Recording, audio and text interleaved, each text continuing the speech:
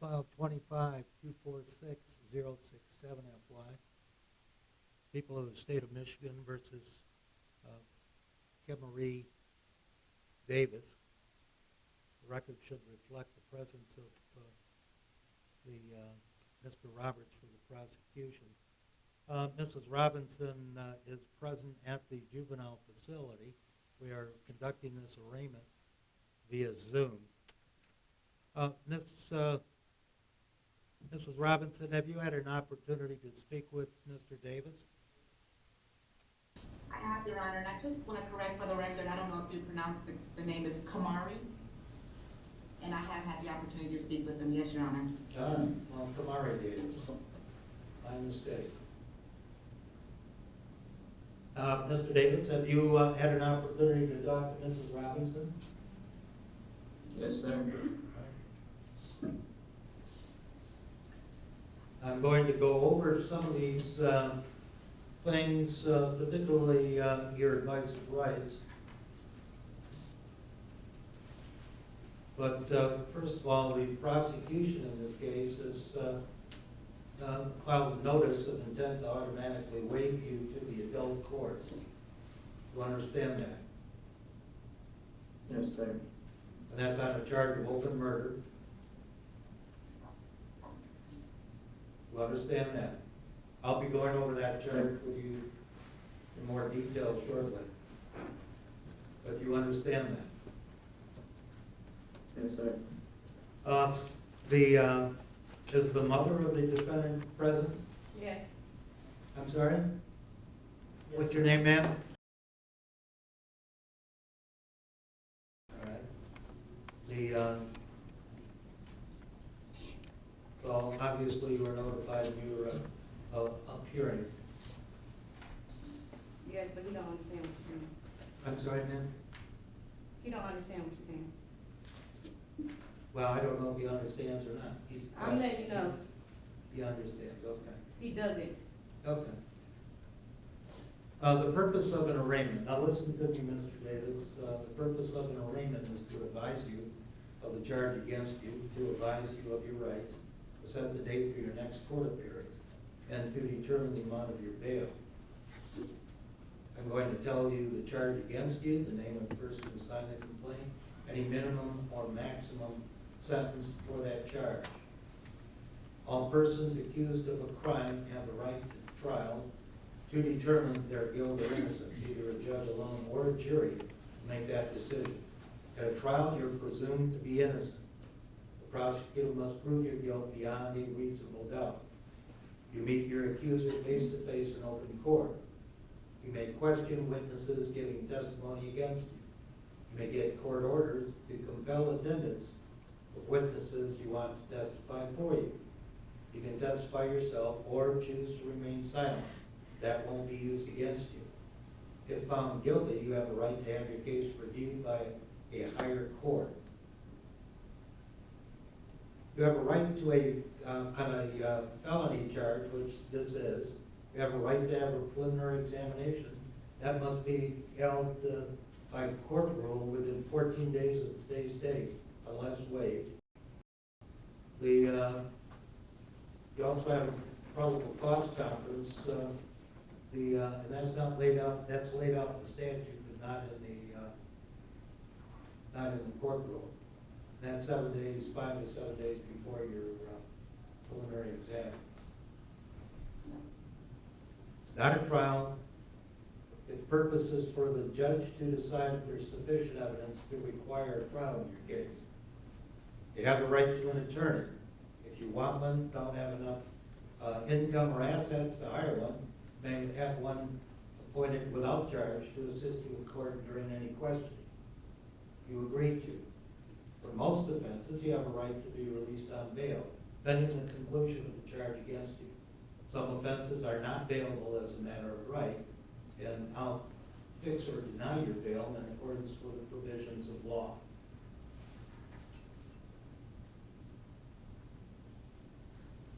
The type and amount of bail is going to be determined by me. You have the right to remain silent. Anything you say orally or in writing can be used against you in a court of law. During any questioning, you have a right to have a lawyer present.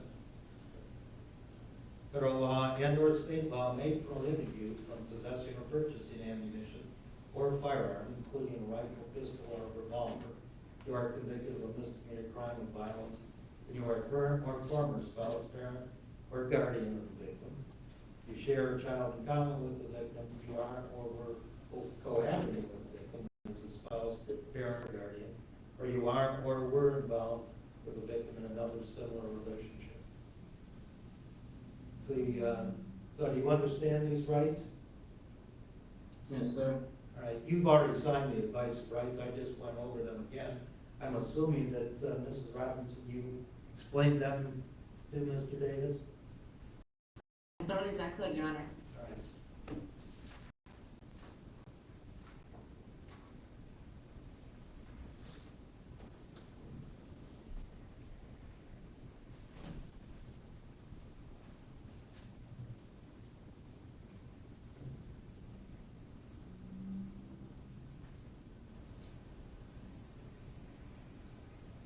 As I indicated, the prosecutor is opted to designate this case and is seeking to try you as an adult.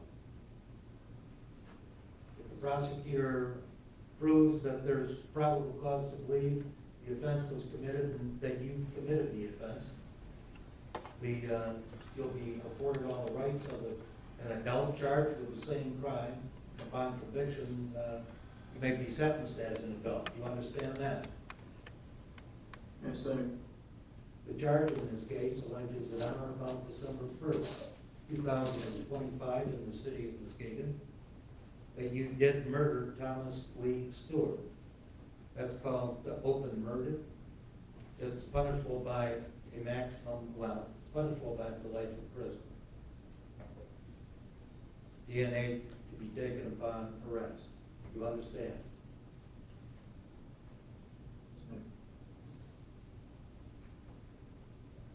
You understand? Yes, sir. All right.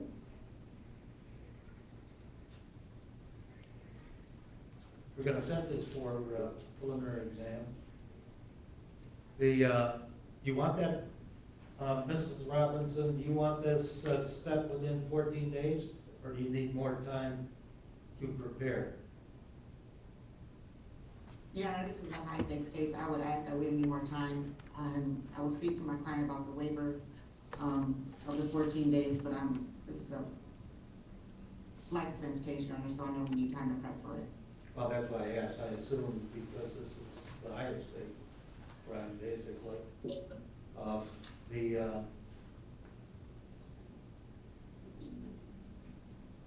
So have you discussed that or not? We have not, Your Honor. We have Well, not. why don't you discuss it with them and right now, so that we Will can do. make a determination as to when this case is going to be prelim. So.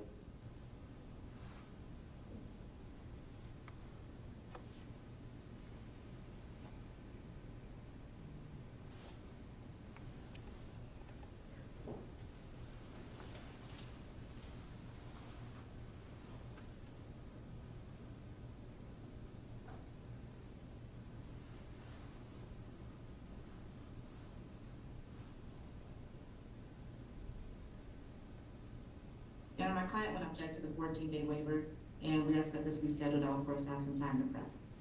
How much time do you need, do you think? At least 30 days, Your Honor. All right, Mr. Roberts, any problem with that? No objection to that. Okay. So we will come up with a date shortly.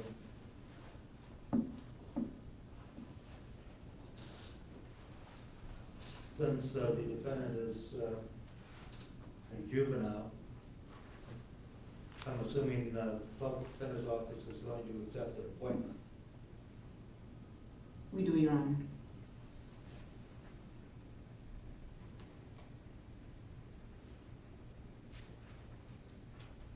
And I did receive some information that there is potentially some video, so maybe even more than 30 days, probably 60 days would be sufficient. Now, 60 days is, if there's a video, that's not gonna take you 60 days to view a video. So I would, There's, from my understanding, there's multiple videos showing pieces of this. That's, I think, what Mrs. Robinson's referring to, Joe. multiple videos. Yes, Well, not just this can one be- continuous video, there's multiple different sources of video. Here's what we'll do. We'll set this in about 30 days. If there's a need for an extension, we can always extend it. Thank you.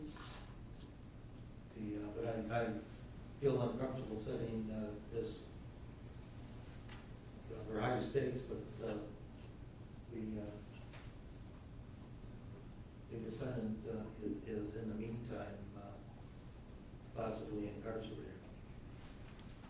The probable cause conference is January 8th at 1:30. The preliminary exam is January 15th at 9. And that's with Judge Mathis.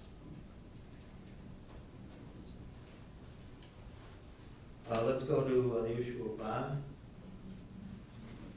Mr. Roberts? Thank you, Your Honor. As the court obviously is well aware, under MCR 6.106, open murder is one of the enumerated charges for which the court can deny bond. I would ask the court to contemplate denying bond in this case, or at a minimum set a very substantial cash bond for this offense, despite the fact that this is, Mr. Brown appears to be his first offense, or one of his first brushes with the criminal justice system. As we've already alluded to here today, this is as high as the stakes can get in terms of the seriousness of criminal charges here. This is a situation which, for all intents and purposes, is a classic felony murder type scenario in which the defendant here, acting on his own, was attempting to rob the victim in this case and shot the victim in the process of that robbery, killing him.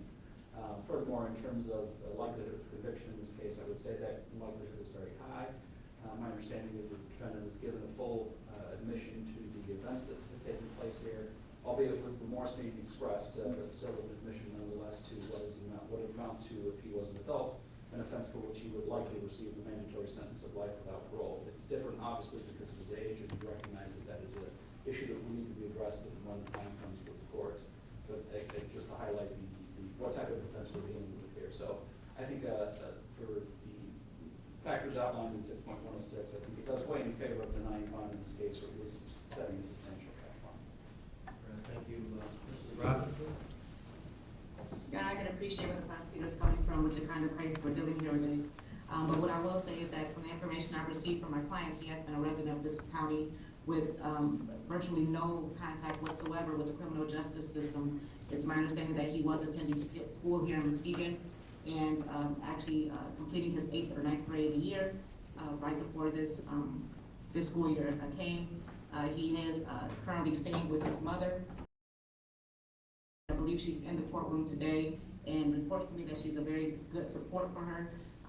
That for him, the address that he's given me, which is right here in Muskegon County, Your Honor, I believe that if this court was to send any notices out that place, that he would be reachable and able to be contacted for any further hearings.